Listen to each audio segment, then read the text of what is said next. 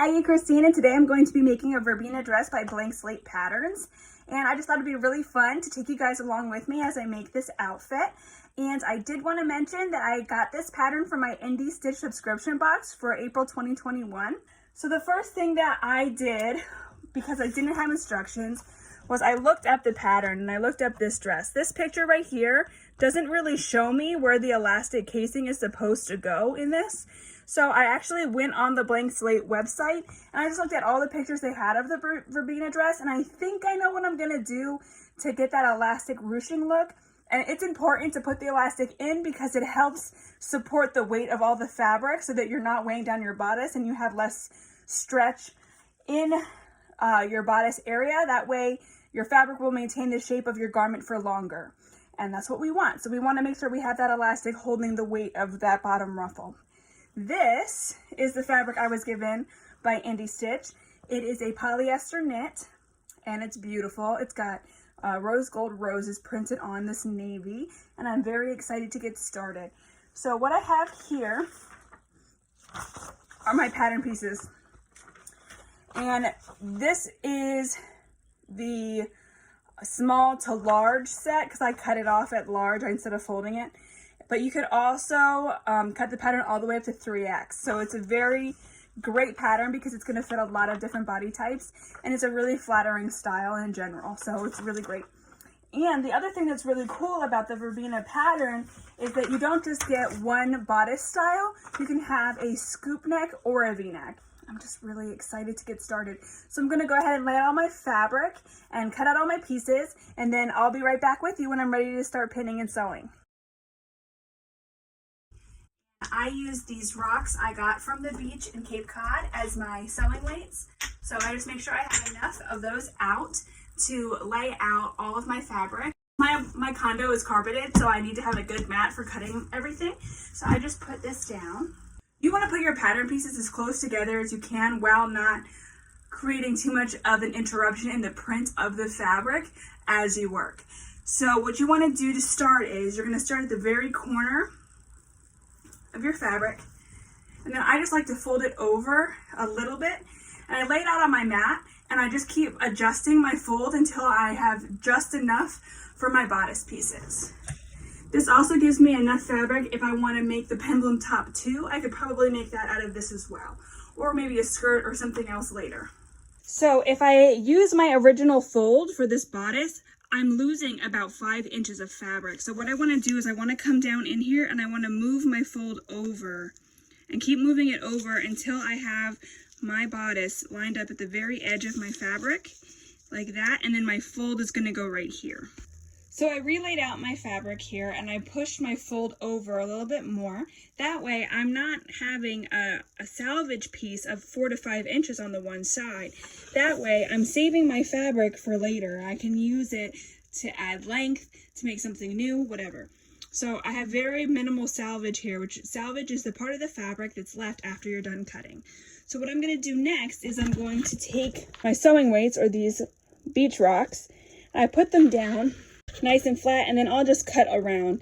I do it like this because I am pre-arthritic, so I try to minimize the amount of time I spend using my hands for pinning. So this helps me be able to save my finger strength for things that I'll need to pin together later. Okay, so I have all of my pieces for this dress cut out. So over here, this is the front face binding, front panel of the dress, 2 sleeves. That's my center panel, back panel right there, and my bottom ruffle. So now what I have to do is I have to make a bobbin out of some navy blue polyester thread. I have to change my sewing machine needle to a ballpoint needle to sew knits, and then I can start putting this together. Okay, so now my sewing machine is ready and I can start sewing. So the first thing I'm gonna do is the bodice. I'm gonna take the front and the back, and I'm gonna attach the 2 pieces at the shoulders. So I have all of my pieces here now. What I'm gonna do, I'm gonna take my bodice front piece and my bodice back piece, and I'm gonna place them right sides together. So the right side of the fabric is the pretty side that we want to be able to see when the project is finished. And what I'm gonna do is I'm gonna lay them right sides together, kind of like the 2 pieces of fabric are giving themselves a hug with the right sides touching, like that. I'm going to go to the part that looks like it's going to be straps. So this very long string part at the top, this part that's like a little rectangle and then goes into a curve, that's going to be where your arm goes. So the top of that would be your shoulder. So we're going to attach the shoulder piece in the front to the shoulder piece in the back. And we're going to do that by pinning those small rectangular strip-like pieces together at the top. And we'll just sew right along the line here. I like to pin corners together first so that I can see how closely lined up the middle parts are. I like them to be really nice and flat and even. And it helps to anchor your fabric at the ends or the corners in order to make sure that you are giving enough fabric to each side of a piece of the pattern or not. So now you can see my sewing machine top here. What I'm going to do is I'm going to slide this in here at the 5/8. That's this first line here. And I have something called a hem gauge. It's a little magnet that I can stick right there to help me sew straight lines. I'm going to line my fabric up with my hem gauge. I'm just going to go ahead and I'm going to sew this part.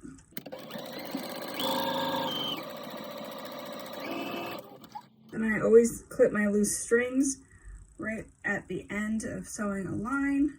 I'm using pinking shears just because it's going to make the inside of my garment look a little bit cleaner when I'm all done. And I don't have to finish it with any overlocking stitches using a serger or anything like that because it's a woven knit and it'll stay together by itself. So I'm just going to go and do the same thing I just did on the other shoulder. So the next thing I'm going to do is I'm going to attach the sleeves. I like to attach the sleeves before I sew the sides down. That way the fit is more like a t-shirt. These are my sleeve pieces. I'm going to take them and I'm going to want the round side up. I'm going to lay it down face up and I'm going to take my bodice right side down and I'm going to pin the corners first. So here's the one corner and another corner. I'm going to line those up like this and I'm going to put a pin. Then I'm going to do the same thing on the other side. I'm doing this so that I can anchor out my sleeve cap and I can make sure that I'm putting equal amounts of fabric on all sides of my sleeve. That way I don't have ruffled sleeves where I don't want them and my seams will be nice and smooth. When you get to the seam for your shoulder, I like to have my seams pointing backwards. So to do that, I've stitched it down and I'm just going to fold it backwards like that and then put a pin down. If I fold it back facing the back of the shirt on both sides of the sleeve, when I sew it, then I won't have to worry about it. It'll stay nice and neat and it has less chance of fraying. So I have all of that pinned on. So now I'm just gonna line it up again with my 5/8 on my sewing machine top and I'm just gonna sew that down using a lightning bolt stitch.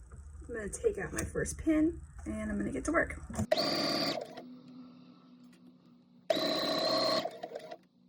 Now that I'm done sewing that sleeve on, I'm just going to repeat the process and do the other side. I'm done putting the sleeves in. So now what you should have is this little thing here that looks kind of like a cape.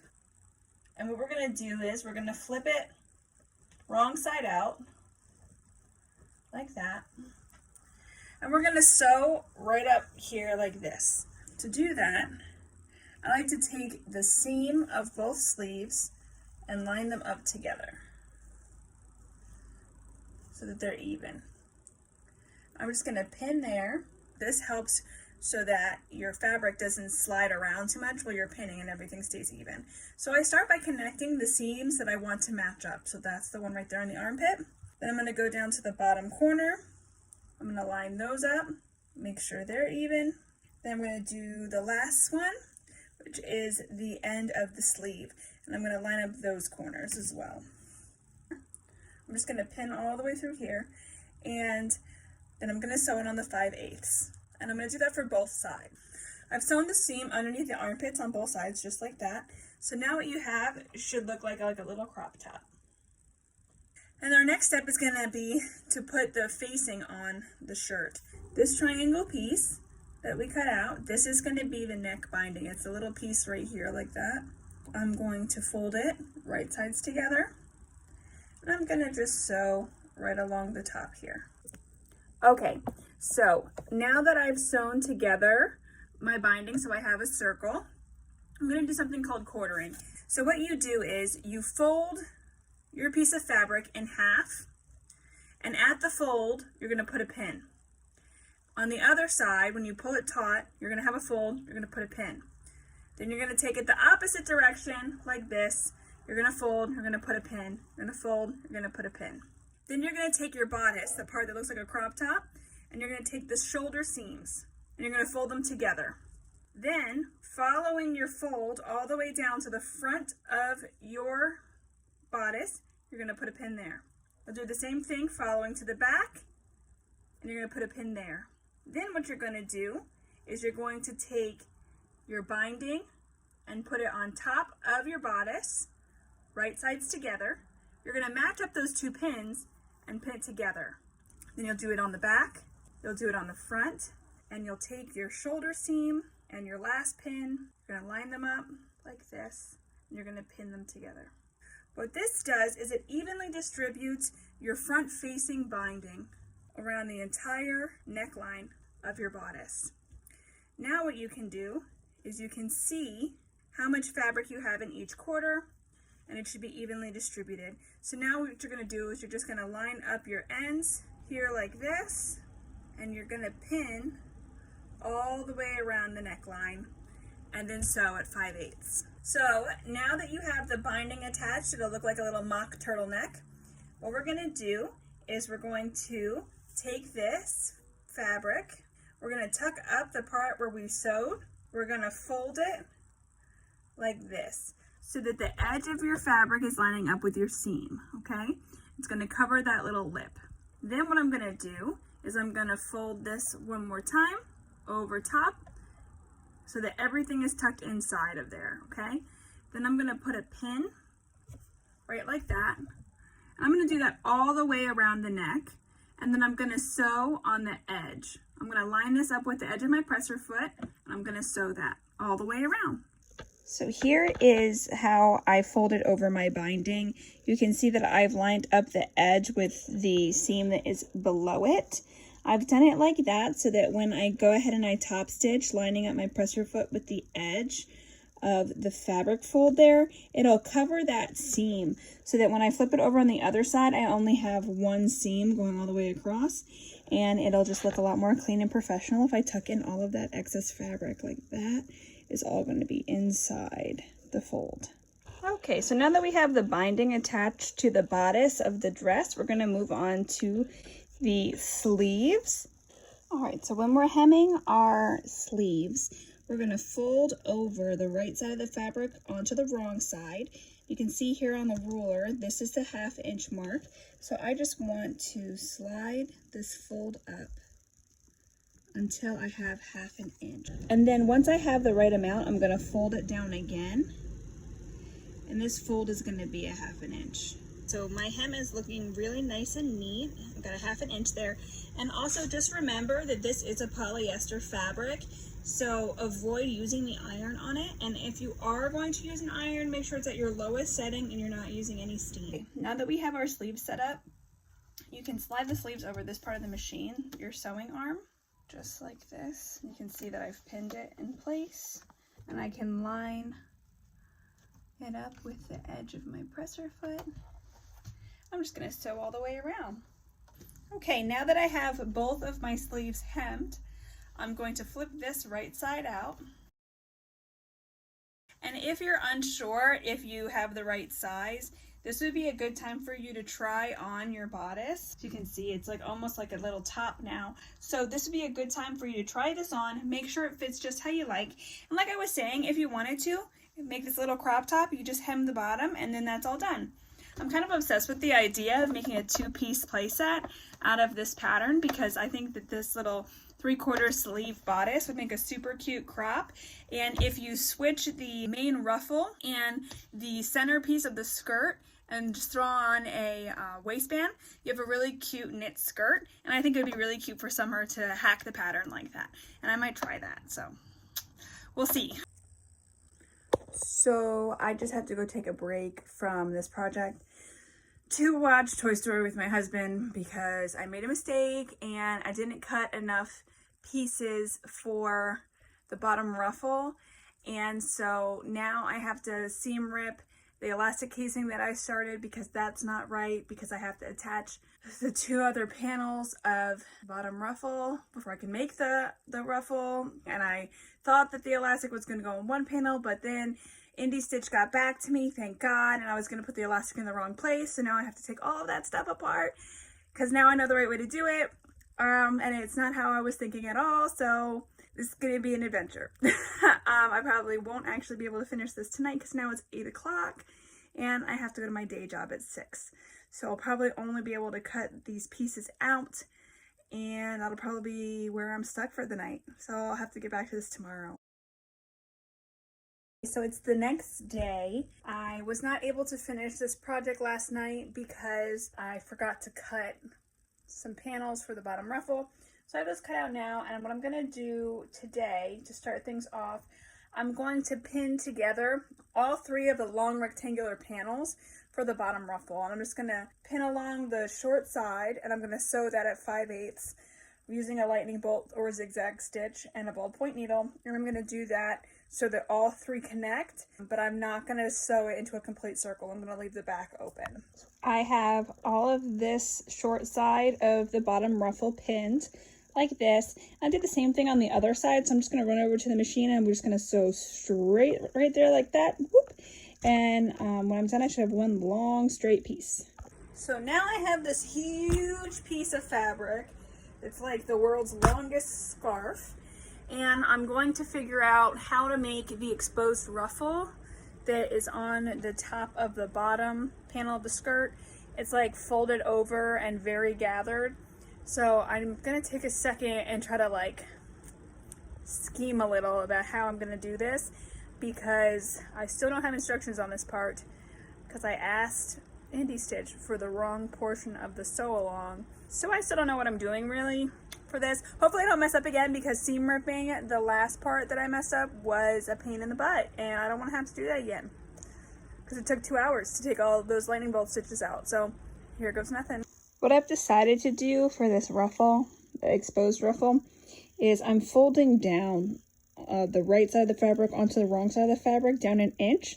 Then I'm just going to pin that, and I'm going to make a gather. So I'm going to sew a straight line here on a very large seam, and then I'm going to pull the loose strings, and it'll pull it together, and it'll make it into like a ruched ruffle. And I'll show you guys that as I do it. When you're sewing this part, the stitches should be very large. So we have these really nice big ones. And instead of serging or using pinking shears to cut the seam allowance, just leave it alone, because we're going to sew the center panel of the skirt right sides together to this seam allowance. And that'll make sure that this fold here is going to be the ruffle, and it's going to be exposed on the outside of the skirt when we're finished this part. So as you can see, I'm lining it up with the 5/8, and I'm doing a straight stitch on this part. It's not a lightning bolt, because what I'm going to do is I'm going to pull these strings, and it's going to pull the fabric together into little folds. And then we'll be able to see that ruffle on the outside of our skirt when we're done this part. When you get to the end of this portion of sewing, you're going to pull your strings and leave them really long. So I'll show you. I'm just going to lift up my presser foot, and I'm going to pull my strings nice and long, and then cut them off when they're long. Because what we're going to do is we're going to separate these 2 strings, and we're going to pull one side, and it's going to create a gather. So you have 2 strings right here, and what we're going to do is we're going to separate them and just take one. Firmly hold onto your fabric and start to pull on the thread. And now you're going to have gathers like this. And we're going to want to gather the whole piece of fabric, and we're going to space out the gathers so that it fits on that circle, semicircle piece of fabric that we're going to use for the center panel of our skirt. So you're just going to keep pulling it like this, and we want to have a nice amount of seam allowance, because we're actually going to sew this seam allowance to our other piece of skirt. Once this is completely gathered, okay, I'm going to anchor pin the ends of the long piece to the semicircle piece. So here's my semicircle piece, here's my long piece. I'm going to lay the gathered part on top of the flat part, and I'll just pin right here. And as you can see, you'll see the gathers all the way around. And we're going to sew right here and line the end up with the presser foot so that it's very close together. That way, when we flip it the right side out, you're going to have this ruffle on the outside of your skirt. This is what my ruffle looks like when it has been gathered, and now it's ready to attach to the middle panel of my skirt. I'm going to do that by sewing the longer edge of the semicircle to this seam allowance. Now that I've attached my center skirt panel and my bottom ruffle, what I'm going to do now is I'm going to top stitch the ruffle down. That way the gathers don't move and everything stays nice and evenly distributed all along the bottom of my skirt. So I have it already pinned down, nice and flat. So I'm just going to go ahead and sew right across here all the way the length of this skirt panel. And I'm going to use actually a straight stitch to do that, but a larger straight stitch, so probably like a 2 or 3. All right, a little bit of an update. I got my ruffle done. It's right here. Everything was going great. I was like, yay, I'm probably going to finish this today. Thank God, because it's the 3rd day I'm doing this.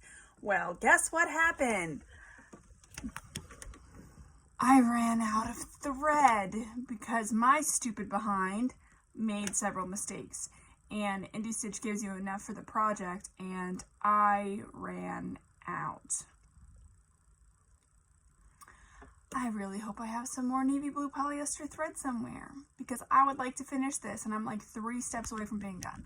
So I'm a little bit frustrated because it is the 3rd day that I've been working on this project, and I did work a full 8 hours at my day job, so I just really want to be done.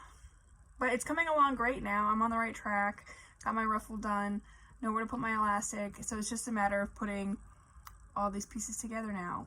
There is a God, and he must love me because I had more navy blue polyester thread in my stash. I hope I get this done before my husband comes home, because he's making pancakes for dinner, and I know I don't want to do anything else after he gets home. So let me get back to this. Okay. Have my next step prepped here. So what I did is I'm going to close the circle that's going to make up my skirt now. So I've just pinned the 2 short ends of the skirt together. I'm going to sew straight down here using the lightning bolt stitch, and that's going to actually close the circle and make my skirt. So close to the end. Let's go. Skirt is done. I'm going to try this on real quick.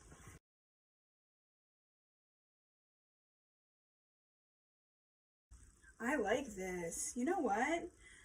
I kind of like it as a skirt. Maybe I should hack this pattern into a skirt too. Like, I could get a whole week's worth of clothes out of this one pattern. It looks so cute as a skirt. I'm into this. Okay. All right. Anyway, my next step is going to be taking this skirt piece and my bodice. Wouldn't that be cute? Like a little skirt and crop top playset. Anyway, you're going to take this and we're going to attach it to this. It's going to look really cool.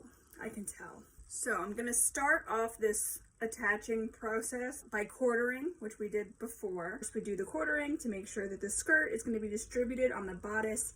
Now I'm going to take my crop top part. I'm going to flip it inside out. I'm going to quarter this as well. I'm going to put this bodice over my skirt. And then I'm going to match up my quarters. I'm losing my mind because I didn't sleep well last night. Once I have my quartering done, I'm just going to attach pins all the way around this top here. And I'm going to sew in a nice lightning bolt stitch all the way around the top. And then my bodice and my skirt will be together. And we'll have 2 more steps to go when we're done. Before I go to sew this edge and put my bodice and skirt together, I just wanted to say, you're going to want to line this up at the 5/8. And when you're done sewing this line, don't trim this edge, don't serge it, don't clip it with pinking shears, because we're going to be attaching our elastic to this portion of the dress so that the elastic's going to hold the weight of the skirt. The skirt is very heavy, so we need a nice elastic to hold that weight so that our bodice doesn't get misshapen, okay? We're in the home stretch here now. Okay, so what I've done at this point is on that seam allowance from that little section we just sewed, I've attached with pins the 1/2 inch elastic. And you can see here I've done a little bit of an overlap. That's going to be so my elastic is really secure to that little area, especially where it's attaching, okay? So that's why I have a little overlap there. What I'm going to do now is I'm going to just sew this elastic in the center using a large lightning bolt or zigzag stitch. And right here where it's overlapping, I'm going to go back and forth back stitch a little bit here so that it's really nice and strong and together in that section. And I'll show you that when I'm done. This is what it looks like on my overlap right here. I made my stitches a little bit smaller right on the overlap so that it'd be a little bit more secure. You can ignore these bigger stitches that are behind it. I tried a different zigzag stitch and I just hated it. So I went back to the lightning bolt and I went all the way around. I sewed in the center of my elastic, so now that's on there nice and secure, and that's going to carry the weight of my dress. Last step now is to hem the skirt. I cannot wait. Thank you, Lord, that this is almost done. I am just excited to have this dress finished. To do the hem, I'm just folding up an inch or so of the right side of fabric onto the wrong side, like that, and you can see I measured it an inch. And then what I'm going to do, I'm going to fold it over like this, up another inch. I'm going to pin right here, and then I'm going to sew along the line right here, and I'm going to have a nice clean hem. So I'm ready for the last step of this dress, which is the hem. So as you can see, I've done a folded over hem. I folded it over an inch. Now what I'm going to do is I'm going to line the presser foot up with this side here, the right side that's closest to the wrong side of the fabric, and I'm going to just sew there, and then I'm going to flip it the other way, and I'm going to line the presser foot up with the far edge, and I'm going to sew there, because I like double seamed hems. I'm going to go do that, and then I can't wait to try this on.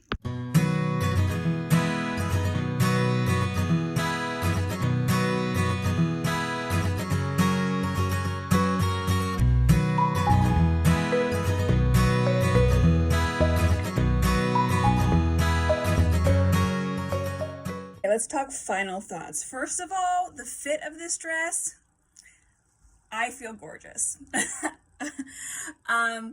So for me personally, this was my first ever indie stitch box.